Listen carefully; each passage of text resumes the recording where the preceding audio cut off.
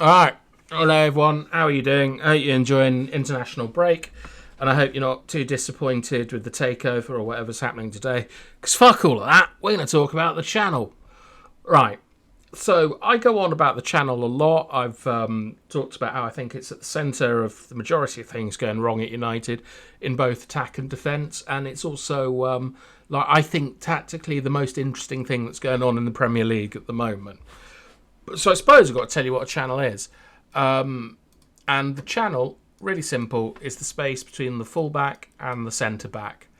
And you should probably think of it, right, a bit like the space between the two centre backs, where on match of the day or whatever, if the centre backs are, too far apart, you'll talk about driving buses through, and you want to have like similar principles for the channel. You don't want it too wide, because it's where teams are going to look to exploit you. So I've set us up here in a 4-1-4-1 mid-block standard. The ball's going to get played out here. The 11 in the inside area has come in and he is trying to stop the ball inside. The nine's on the pivot. Ball goes back here. 7 gets a bit too sexy and tries to sort of read the pass, but we're playing the Premier League. These centre backs they're just ridiculous, and he bangs a nice left-footed ball out here. All right, so that's the setup. Okay, you would think that the 2 goes out to challenge the 7 as soon as possible. He doesn't, right? If he goes out like that, that's the channel. Right, that's utterly ridiculous. This is what happened against Galatasaray, where Amrabat did exactly that. Lindelof moved over, Varane moved over, and there's just this huge gap here. It was beyond basic stuff. So what you're going to sort of wait for as a fullback is for this 8 here, the strong side pivot, to get in this area here before you go out. Your 7, you want to be here blocking balls inside with the idea that you're just going to play it back. This area here is all blocked off, so you have to play it back. And your 9 is going to be on the pivot, preventing that ball here. You're only going to allow them to switch the ball in their middle third. And the 8, that's his man. He's tracking that with special attention to the channel area. So that is the first thing, right? That put that over there. That this pivot here, the strong side pivot, is responsible for protecting the channel. Okay, this is why I quite like Hannibal Maidbury. This is why I like McTominay, because they do what they're meant to do, which is they track their runner into the channel and they protect it.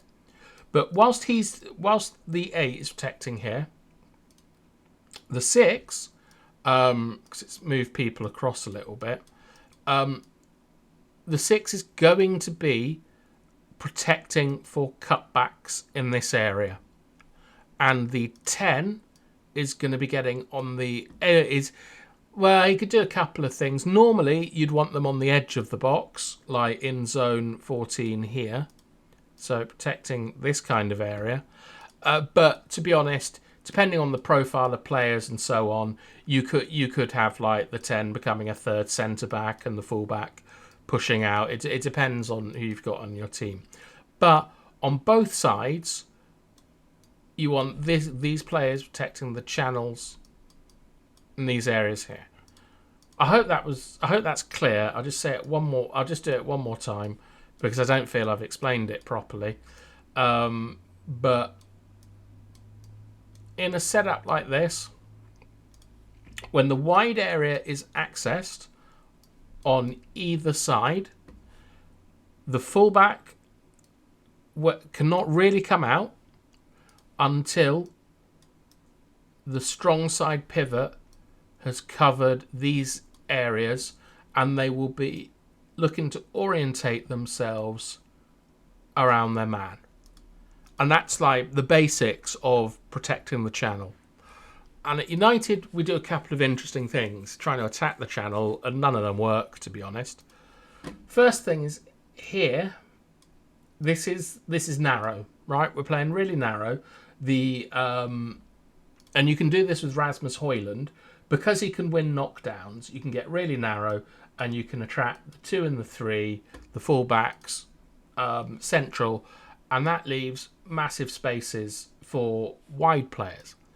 But what United like to do is they like to drop the free 8s into the half space with the aim of pulling the fullbacks up a little bit and widening that channel.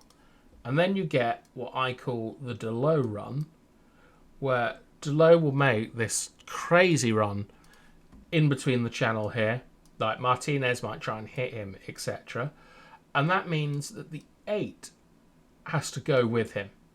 So we're trying to pull the 8 into this area here, and then the 11 will come inside.